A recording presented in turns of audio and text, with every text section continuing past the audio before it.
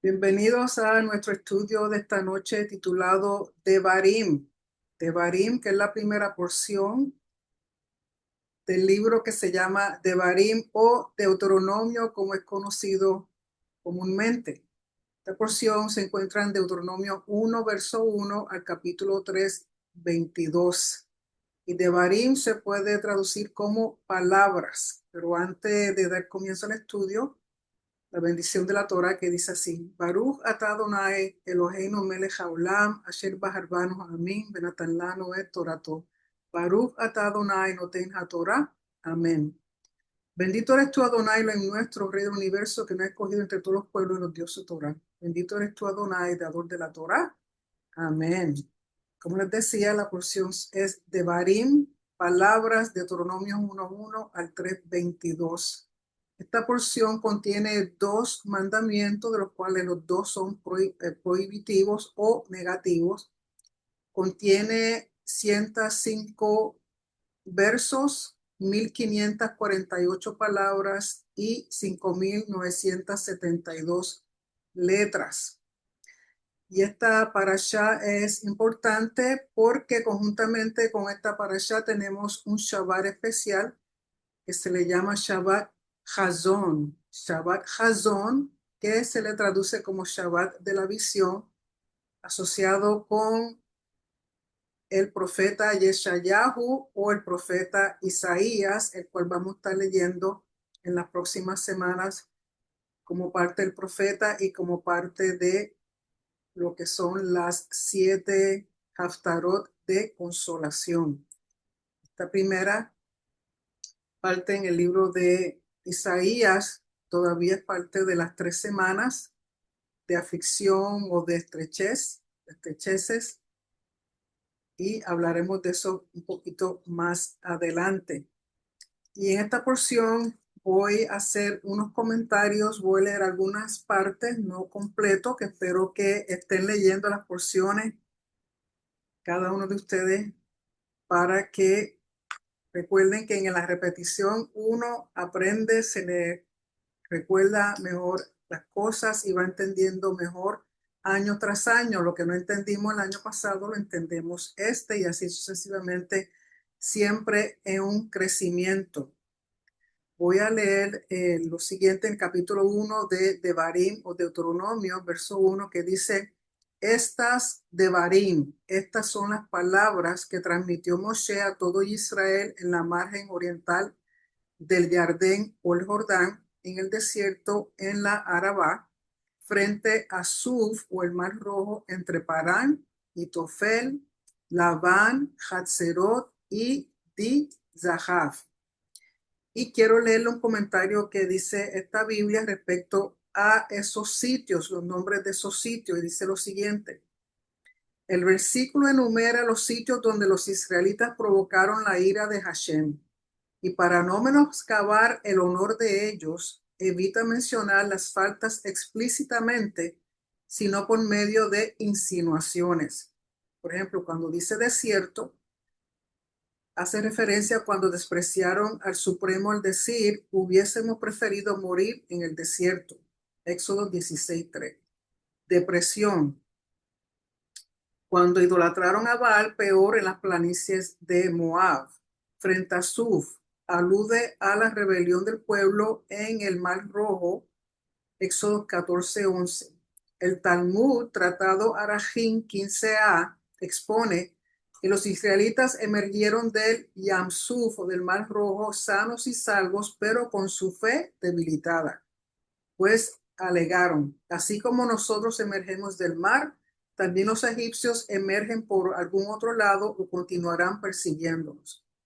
Parán alude a la rebelión en Parán, cuando, inducido por el falso informe de los espías, el pueblo se negó a ingresar a la tierra prometida. Tofel y Labán. Tofel se describe como subestimar y Labán blanco.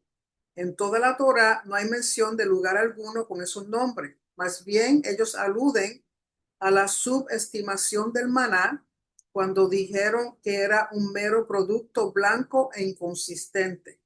Hatzerot alude a la rebelión de Coraj, o bien se trata de una alusión de Moshe al pueblo.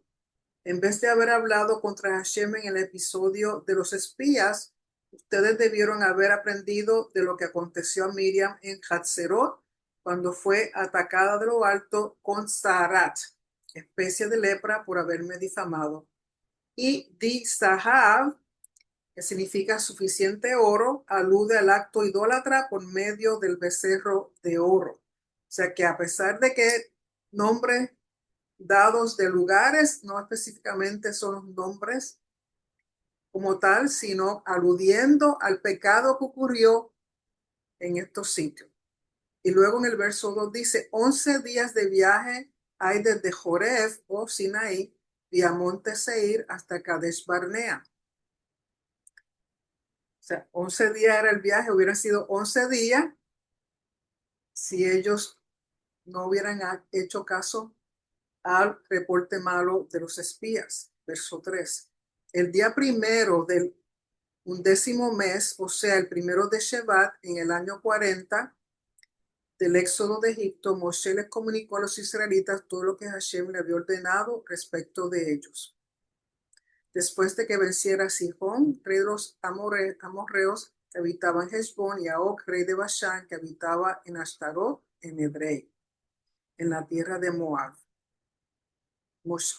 En la margen oriental del Jordán, en la tierra de Moab, Moshe comenzó a clarificar o a explicar o a repetir la Torá. Y dice en el verso 6, dijo, Hashem nuestro Elohim nos habló en Joreb, en Sinaí, diciendo, bastante tiempo hace está en este monte. Den vuelta y viajen, vayan hacia el monte Amorreo y hacia todos sus territorios vecinos en la Shefela, en el Negev y en la ribera del mar, la tierra del Cananeo y el Líbano, hasta el gran río Eufrates. Miren, recuerden que aquí miren, es mirar con entendimiento. Pongo ante ustedes la tierra, entren y tomen la tierra que Hashem juró a sus ancestros, a Abraham, a Isaac y a Jacob, que se la daría a ellos y a sus descendientes. Entonces les hablé a ustedes diciendo, yo solo no puedo hacerme cargo de todos ustedes.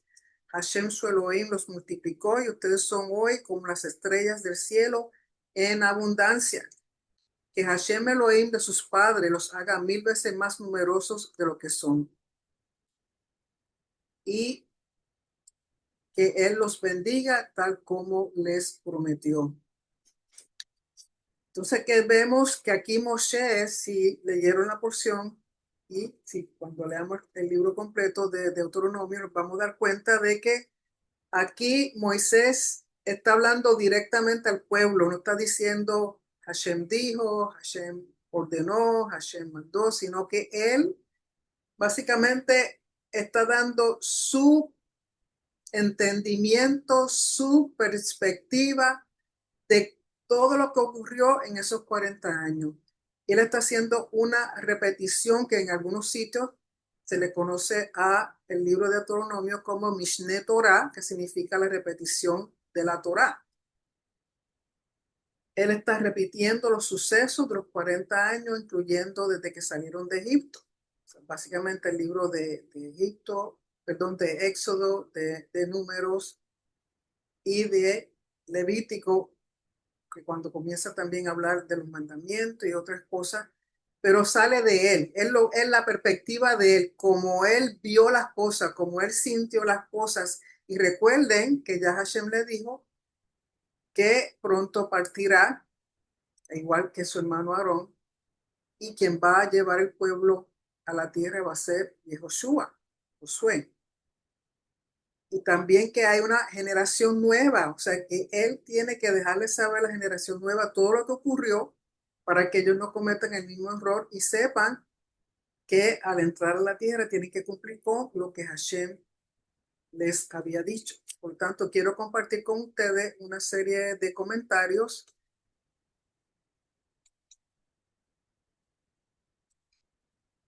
respecto a la porción. Y vamos a ir poquito a poco para poder clarificar algunas cosas. ¿Okay? Así que tenemos que Devarim palabras que podemos entenderla como palabras. También Devarim significa algo tangible, como un objeto, como una cosa, que dan a entender de que por eso las palabras nuestras son tan importantes, porque nuestras palabras crean lo que estamos hablando. Por lo tanto, si hablamos cosas positivas, creamos cosas positivas. Si hablamos cosas negativas, vamos a crear cosas negativas. Como les dije, Shabbat Hazón, Shabbat de la visión. Entonces comienza Moshe a hablarle al pueblo de su viaje desde Oreb o Sinaí, que hubiera tomado, como les dije, 11 días, y están 40 años dando vuelta en el desierto porque había un propósito con eso. Caminarían máximo unos 15 kilómetros o 9.3 millas por día. Moisés comienza a hablar el 1 de Shevat en el año 40 desde que salieron de Éxodo. Se cree que Moshe muere el 7 de Adar. El 7 de Adar. Establecimiento, luego hace un repaso de cuando estableció los 70 jueces, que eran personas elegidas, hombres sabios, virtuosos, de renombre, para que lo ayudaran a lidiar con el pueblo completo. Y sabemos que este es el precedente de lo que en un futuro va a ser el Sanedrín. Luego habla también del suceso de los espías o de los exploradores. Ellos traen un mal reporte, resultando en los 40 años en el desierto. Ellos estuvieron 40 días explorando la tierra, y por cada día Hashem le añadió un año dando vuelta en el desierto, que resultó en 40 años. Y el propósito era que toda esa generación, la que fue contada en el primer censo, siempre tenemos que recordar que los que mueren son los que fueron contados en el primer censo. En otras palabras, los hombres que estaban preparados para la milicia. Esos fueron los que murieron a causa del mal reporte que trajeron. O sea, esos murieron inmediatamente por causa de una plaga. Luego el resto de los que salieron de Egipto poco a poco fueron muriendo. La importancia era que, como no creyeron a lo que Hashem les había dicho, su falta de fe, su falta de confianza en las palabras de Hashem provocó que ellos murieran en el desierto y no entraran en la tierra. Sin embargo, aquellos que llegaron al desierto pequeñito ya son adultos, y aquellos que nacieron en el desierto pues son los que van a entrar a la tierra prometida. Luego habla de la derrota que hicieron al rey Sejón y al rey Og. Recuerden que estos individuos eran parte de la familia que lo que llaman los hijos de Anakim, que eran personas bien altas, robustas, grandes, que asustaban. En algunos sitios les llaman gigantes, en otros sitios les llaman nefilim.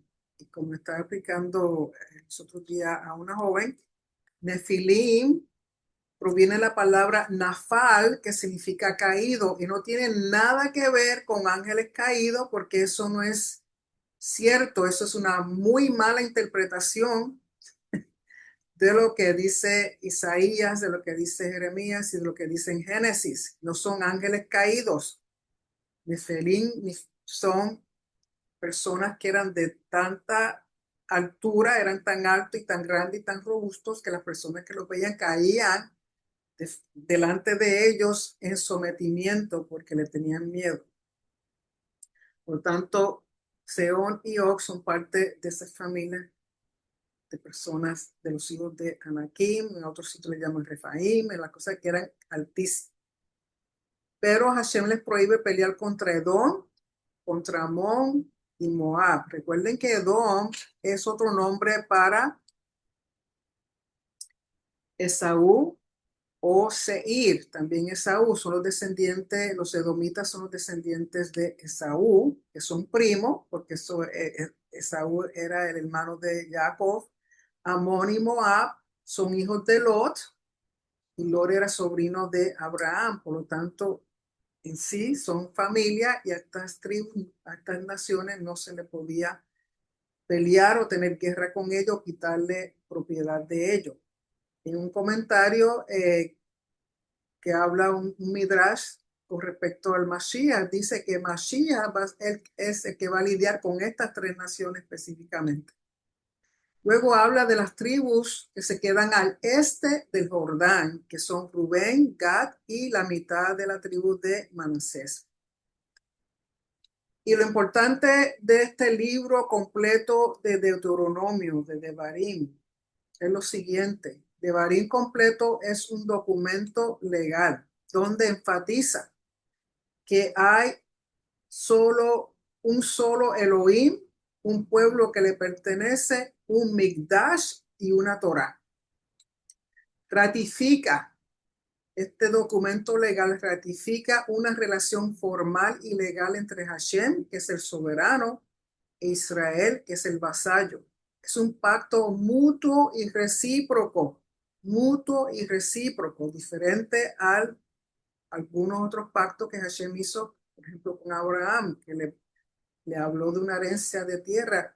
Abraham no había hecho nada para recibir eso, simplemente Hashem le dijo camina y él caminó. O sea que hay diferente, siempre trato de explicar que es un solo pacto, pero que fue presentado a diferentes personas en diferentes épocas, con diferentes motivos o funciones en ese momento, pero sí es un solo pacto, cual lo podemos ver en diferentes formas de transmisión. Y algunos dicen que hay un total de 7, otros dicen que hay un total de 8. O sea que es un solo pacto que Hashem hace con su pueblo Israel, que fue presentado a diferentes personas en diferentes momentos de acuerdo a la necesidad de ese tiempo. Las estipulaciones del pacto dictan el comportamiento del vasallo hacia su soberano, que es un comportamiento moral, de honor, lealtad y fidelidad. Cumplimiento, que es obediencia, trae bendición. Incumplimiento o la desobediencia trae maldición. Y esto lo vemos resumido en Deuteronomio capítulo 10, verso 12 al 13, y también en la proclamación del Shema, que es presentado en Deuteronomio 6, versos 4 al 9. O sea que esto es importante que cuando leamos estos versos, estas porciones, pongan mucha atención a estos capítulos. El pacto no es una lista de reglas inflexibles. Dicta cómo relacionarnos correctamente con Hashem y cómo mantener orden en la sociedad. Y Yeshua lo resume muy bien en Lucas, capítulo 10, verso 27. Si usted tiene su Biblia a mano, sería que fueran. Vamos a leer Deuteronomio 10, 12 al 13 para ver qué es lo que dice. Porque se considera el resumen. Capítulo 10, verso 12 al 13. En Devarim o Deuteronomio dice así. Y ahora Israel, verso 12. ¿Qué requiere de ti Adonai tu Elohim? Sino que temas a Adonai tu Elohim, que andes en todos sus caminos, que le ames y que sirvas a Adonai tu Elohim con todo tu corazón y con toda tu alma, y que guardes los mandamientos de Adonai y sus estatutos que yo te ordeno hoy para tu bien. Así que eso está resumido completamente el pacto. Y luego en el capítulo 6, verso 4 al 9, que es lo que conocemos como el Shema, es la proclamación de este pacto. Dice, escucha Israel, Adonai es nuestro Elohim, Adonai uno es. Amarás a Adonai tu Elohim con todo tu corazón, con toda tu alma y con toda tu fuerza. Y estas palabras que yo te mando hoy estarán sobre tu corazón y diligentemente las enseñarás a tus hijos y hablarás de ellas cuando te sientes en tu casa, cuando andes por el camino y cuando te acuestes y cuando te levantes. Y las atarás como una señal a tu mano y serán por insignias entre tus ojos. Y las escribirás en los postes de tu casa y en tus puertas. Y luego en Lucas, si va un momentito a Lucas capítulo 10, verso 27. Lucas 10, 27. Dice,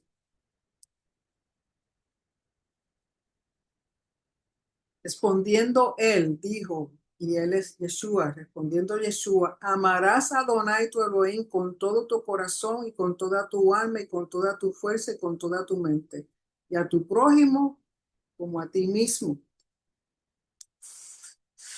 ¿Por qué? Porque el pacto no tan solo nos ayuda a mantener una relación correcta con Hashem, sino a mantener orden en la sociedad en la cual vivimos. Y el pacto habla de que hay necesidad de escoger. Y vamos a leer eso en Deuteronomio 30.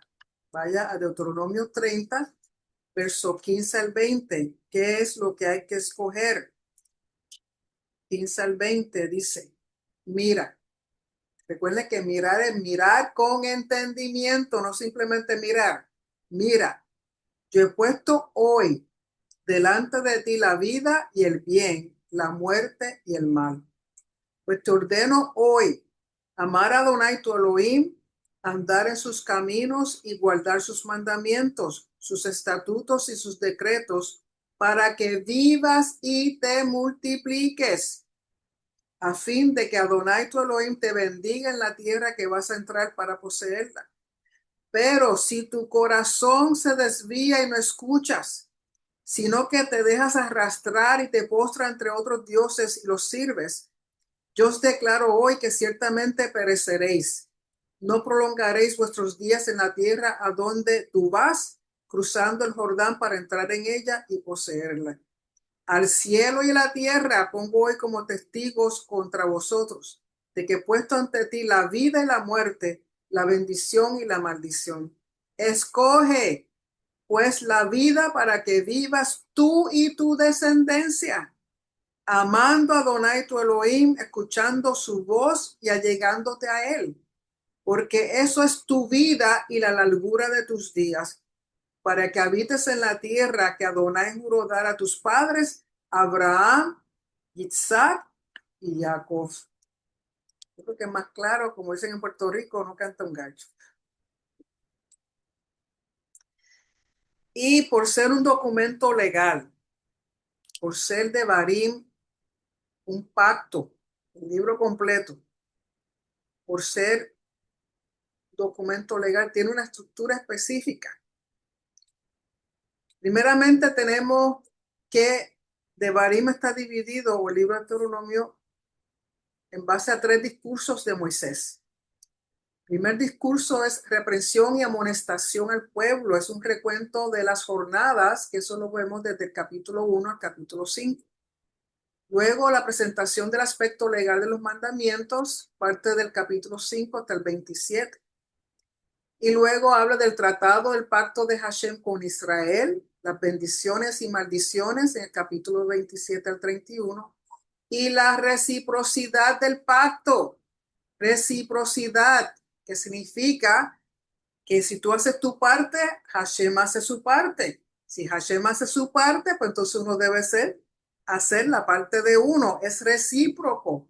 No es yo recibo y no te doy nada a cambio.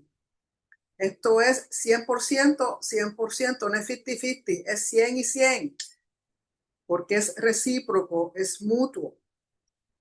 Y eso lo vemos en 26.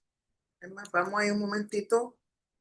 Capítulo 26, verso 16 al 19. Pues, ¿qué dice? Porque es recíproco. 26, versos 16 al 19 dice: Adonai tu Elohim te manda hoy que cumplas estos estatutos y ordenanzas. Cuidarás pues de cumplirlos con todo tu corazón y con toda tu alma. Has declarado hoy que Adonai tu Elohim, que Adonai es tu Elohim y que andarás en sus caminos y guardarás sus estatutos, sus mandamientos y sus ordenanzas, y que escucharás su voz. Y Adonai ha declarado hoy que la parte del que nos corresponde a nosotros es que hemos declarado hoy que Adonai es nuestro Elohim y que andarás en sus caminos y guardarás sus estatutos, sus mandamientos, sus ordenanzas, y que escucharás su voz. Y Adonai ha declarado hoy, la parte de él, que tú eres su pueblo, su exclusiva posesión, como Él te prometió, y que debes guardar todos sus mandamientos, y que Él te pondrá en alto sobre todas las naciones que ha hecho para alabanza, renombre y honor, y serás un pueblo consagrado a Adonai tu Elohim, como Él ha dicho. Esa es la reciprocidad. Tú haces, Él hace. Él hace, tú haces. Y incluye dos poesías que vamos a conocer como la canción de Jazino y las bendiciones finales que hace Moshe al pueblo de Israel antes de morir. Y este pacto está, como les dije, en una estructura, un formato de lo que llaman alianza entre soberano y vasallo. Y lo importante de esto es que este pacto está iniciado por Hashem. Por ende, Hashem tiene la autoridad legal de demandar por incumplimiento del pacto. Es la constitución de Israel, es el documento que establece a Israel como una nación que exige exclusividad, lealtad, fidelidad y cumplimiento al pacto. Y luego tenemos el resumen de los 40 años, que es la repetición o Mishneh Torah, y luego la renovación del pacto. Como les dije, Devarim, pacto legal, y lo podemos dividir en las siguientes formas. Dependiendo el recurso que usted utilice, algunos recursos mencionan 4 partes, 5 partes, 7 partes, pero básicamente tienen los primordiales, que es lo siguiente. Este pacto, que está hecho en un formulario como se hacía en las naciones, en el antiguo Medio Oriente, sobre todo en el imperio de los hititas, tiene un preámbulo, comienza con un preámbulo. ¿Cuál es el preámbulo? Es lo que identifica al soberano que establece el pacto. Da sus títulos, sus atributos, enfatizando su grandeza y su derecho a establecer el pacto. Y eso lo vemos en Devarim, capítulo 1, verso 1 al 5, que habla de que el soberano, el que inició, fue Hashem. Luego da un prólogo histórico, que es repasar la relación entre las partes, dando prioridad a la bondad y al poder del soberano sobre el vasallo, del capítulo 1, verso 6 al capítulo 4, verso 43. Luego tiene la parte de lo que llaman las estipulaciones, que detalla las obligaciones de cada parte, que es la presentación de la Torá, los mandamientos como tal, que son los capítulos 5 al 26. Habla de testigos. Tiene que haber testigos en este pacto, donde Hashem, como él es el que inicia, él llama al cielo y la tierra como testigos del pacto. Eso lo vimos en el capítulo 27, versos 1 al 3. ¿Y por qué el cielo y la tierra? Porque el cielo y la tierra son más fieles y leales que el mismo ser humano. Y se mantienen, se mantienen. Luego habla de las bendiciones y maldiciones. Recuerden que la obediencia trae la bendición y la desobediencia trae la maldición, y eso lo vemos en el capítulo 28 y 29. Habla de la renovación del pacto, un llamado a elegir la vida y renovar el compromiso. Eso está en los capítulos 29 y 30. Y lo más importante de este pacto es lo siguiente: como nuestro soberano no muere, el que inició el pacto, su pacto y sus palabras son eternas. Este pacto está vigente hoy día para nosotros por medio de Yeshua, nuestro Mashiach. Mientras Hashem esté vivito, este pacto continúa en pie. Nadie lo puede romper. Bueno, lo rompemos nosotros, pero Él no lo puede romper porque es eterno. No lo puede romper porque son sus palabras. No lo puede romper porque es una promesa que le hizo a Abraham, Isaac y Jacob. Y que por medio de Yeshua, esas promesas también las obtenemos nosotros cuando entramos en pacto, obedecemos y hacemos nuestra parte. Si nosotros no hacemos nuestra parte, Él no tiene por qué hacer su parte, que es algo que mucha gente no entiende. Dicen que están en pacto con Hashem, que cumplen con la Torá, con los mandamientos, pero no quieren hacer la parte que le corresponde, pero quieren que Hashem haga su parte. Eso no es así. Si nosotros hacemos la nuestra, él está obligado por el pacto a hacer la parte de él. Así que no, esto no es como dije, yo recibo, bendición, bendición, sin hacer nada.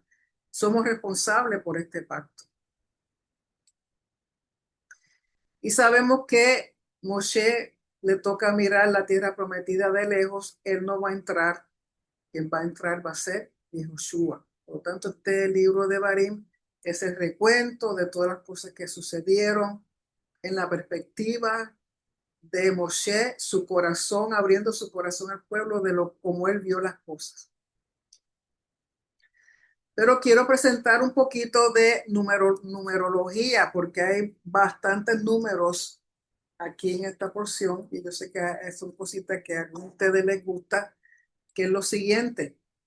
Recordemos que hubo 42 jornadas en 40 años. Y aquí más o menos esto muestra desde que salieron de Goshen o de Egipto, dieron la vuelta por todo el desierto, tuvieron ahí 40 años y pararon en 42 sitios diferentes. ¿Por qué 42 y por qué 40?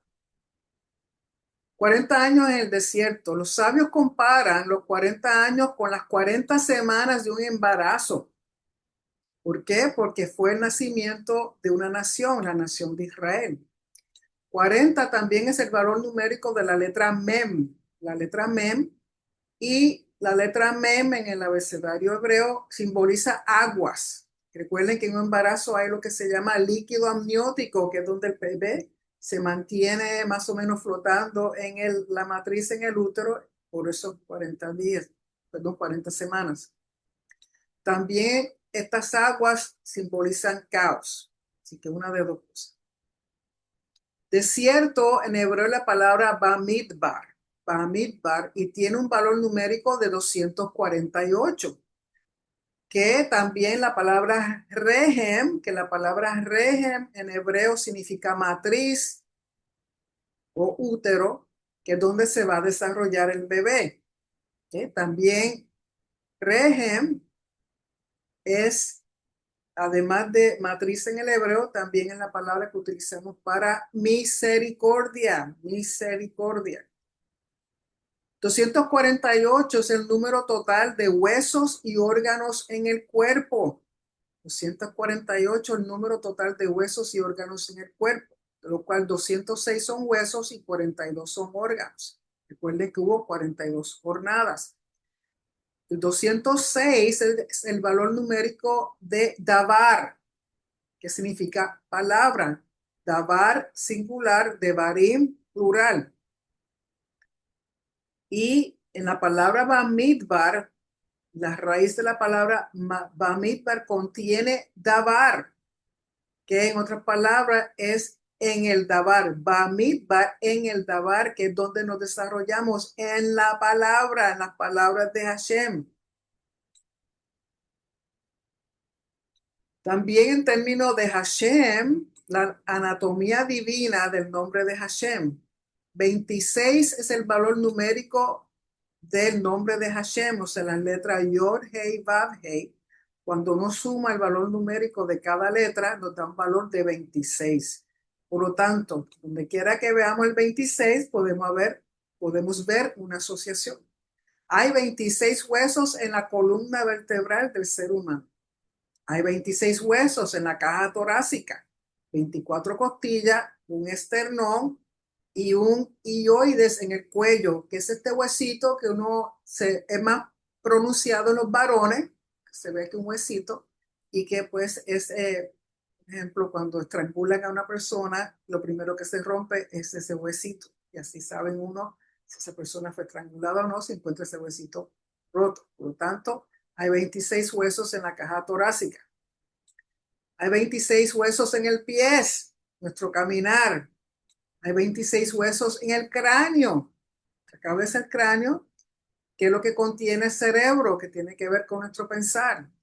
El ADN, ¿sabe? El ADN, todos los cromosomas juntos, cuando uno se estira ese ADN, tiene 26 Armstrong de ancho. Armstrong es una medida molecular microscópica donde el ADN, el ancho del ADN es 26 Armstrong, compuesto de bases nitrogenadas, los cuales tienen un espacio entre una base y otra de 0.26 nanómetros.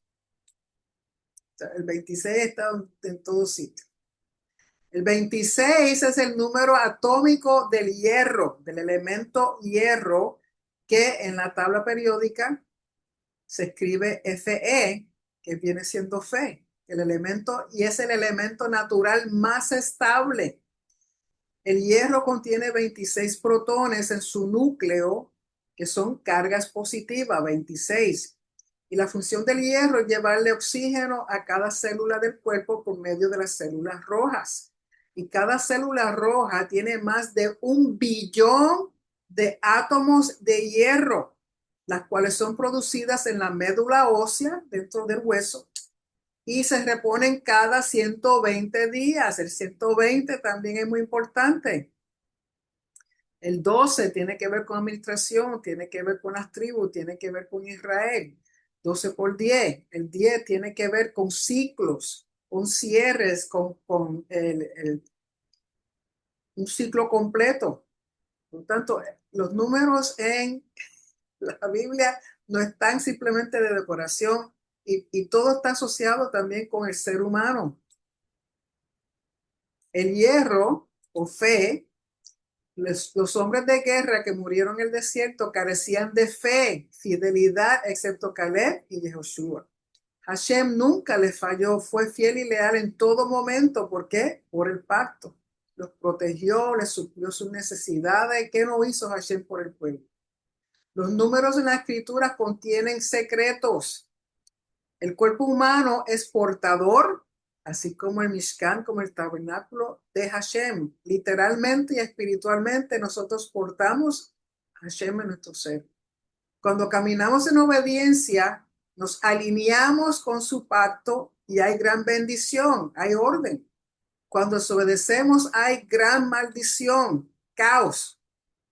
Aprendamos para no cometer los mismos errores, como está escrito en Primera de Corintios, capítulo 10, versos 5 al 12, que ya lo leeremos.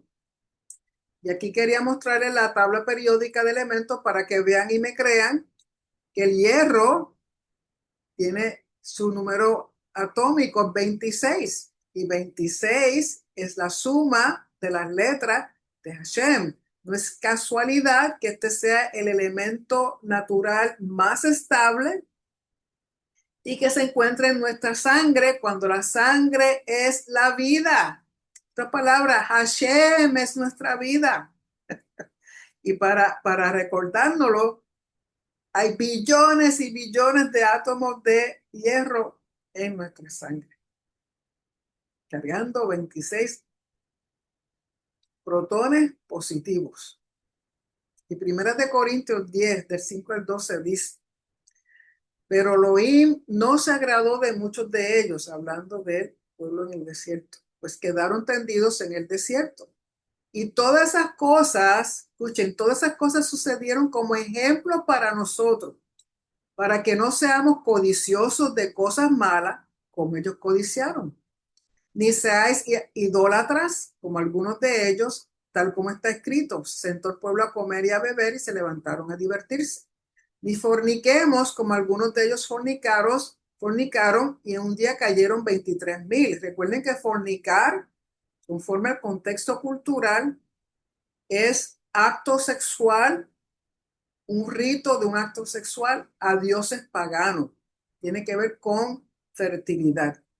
Eso es fornicar, no es tener relaciones sexuales por ahí con medio mundo, no. Es un rito de relaciones sexuales dirigidas a dioses paganos en busca de fertilidad. Verso 9, ni tentemos al Mashiach, como algunos de ellos lo tentaron y eran destruidos por las serpientes. Ni murmuréis, tal como algunos de ellos murmuraron y perecieron por el destructor. Y estas cosas les aconteció como ejemplo y fueron escritas para amonestarnos a nosotros, a quienes han alcanzado los fines de los siglos. Así que el que piensa estar firme, mire que no caiga. De nuevo, el que piensa que está bien, el que piensa que ya llegó, el que piensa que ya lo sabe todo, el que piensa que tiene todos los recursos habido y por haber, mire que no caiga. No os ha sobrevenido ninguna prueba que no sea humana, pero fiel es Adonai, que os dejará ser probados, quien no os dejará ser probados más de lo que podéis. Antes bien, juntamente con la prueba, proveerá también la salida para que podáis soportar. Y con respecto a Shabbat Hazón, Isaías 1:1 al 27, recuerden que es la tercera haftara de aflicción. Y esto está asociado con el templo. Aquí vemos el templo pasado, que fue destruido los dos, y esperamos el futuro. Y las dos destrucciones de los templos ocurrió en Tisha B'Av, que es el 9 de Av, que este año cae del 22 al 23 de julio. El 22 a la puesta del sol comienza el 9 de Av hasta el 23 de julio a la puesta del sol. 3 eventos ocurrieron en esta fecha, ocurrieron otras tragedias más, pero la más importante es la siguiente. El 9 de Av, el reporte malo de los exploradores o los espías fue dado al pueblo el 9 de Av en el desierto. El primer templo fue destruido por los babilonios en el 586 al 587 de la era antes de la era común, el 9 de Av por causa de idolatría, adulterio y derramamiento de sangre. El segundo templo fue destruido por los romanos en el 69 al 70 antes de la era común, el 9 de Av por causa de odio que reinaba en el pueblo judío. Para el 9 de Av se lee el libro de Lamentaciones completo y la costumbre es leerlo sentado en el suelo, en una forma, a cierto punto, humillados, afligidos. ¿Por qué? Porque estamos recordando la destrucción de ambos templos. La destrucción de ambos templos y todavía ese día se hace ayuno porque no podemos olvidar que la casa de nuestro soberano fue destruida no una vez, sino 2 veces, por causa misma de nosotros, del pueblo. Por lo tanto, a la misma vez, Shabbat Hazón, que siempre se lee antes de Tisha B'Av, antes del 9 de Av, nos enseña que una visión espiritual no es ver lo que es obvio.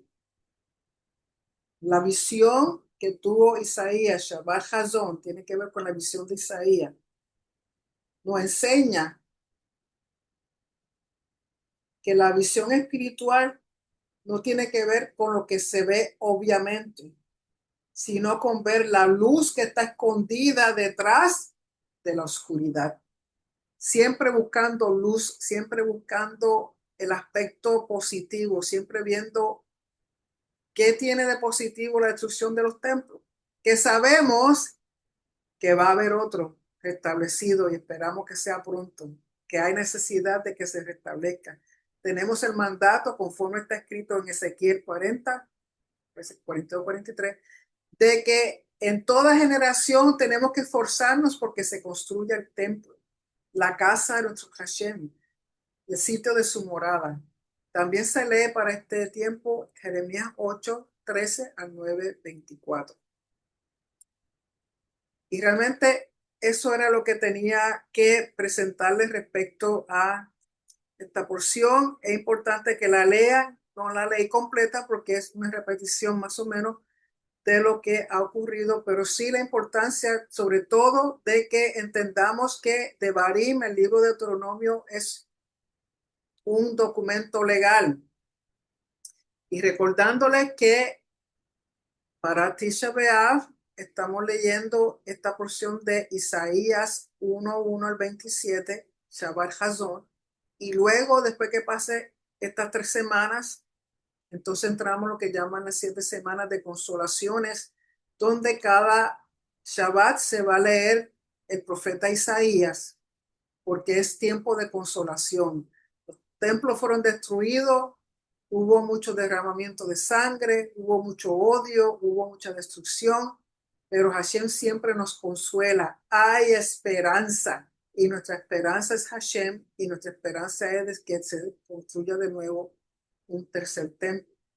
Y recordándoles que de diferentes formas usted se puede conectar con nosotros. Tenemos una página en Facebook bajo Neriyah Olam. Tenemos los audios de los estudios en Spotify bajo doctora Nereida Romero. En YouTube están todos nuestros estudios desde que yo comencé con Rico en Teshuvah, creo que fue el 2015. Ahí hay más de 600 videos. Así que ahí tienen de más para entretenerse, para estudiar si los quieren ver. Y nuestra página electrónica yeshuanertamilglobal.com, que tenemos información al respecto de la congregación. Y también en el grupo de Telegram. Recuerden que hay 2 grupos, uno discipulado y uno para comunicarnos. Y todos los viernes, con el favor del Padre Celestial, tenemos los estudios de las porciones que yo espero que, como siempre, que estudien la palabra, que estudien los videos, que compartan los videos, que nos den un like, que se suscriban, porque eso nos ayuda a nosotros. Así que, de nuevo, eh, con esto realmente terminamos la porción. Espero que lean, si no han leído, que por favor lean y repasen. Y luego yo subo el video a YouTube y pongo el PDF en Telegram. Así que gracias.